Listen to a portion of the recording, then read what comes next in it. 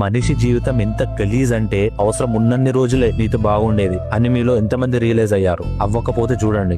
మానవ సంబంధాలు ఎప్పుడు కూడా అవసరాల మీదే ఆధారపడి ఉంటాయి. అనుమానం ఎలా? జీవితాంతం ఇంతే.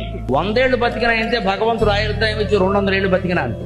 చేసే ఉపకారాలు ఆగిపోయాయంటే విమర్శలు మొదలైపోతాయి. అక్కడ ఇదివరకు చేసేవాళ్ళు ఈ మధ్యన ఏమైందో అని మాట్లాడతారు. ఏమైంది? జీవితాంతం చెయ్యాలా? వాళ్ళకి వాళ్ళ పనులు వాళ్ళకు ఉండవా?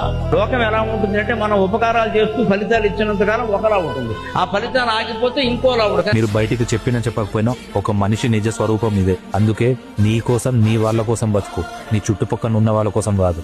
ఒకరికి మంచి చేయి, తప్పు లేదు. కానీ అదే మంచి వాళ్ళ నుండి నువ్వు మళ్ళీ ఎక్స్పెక్ట్ చేయకు.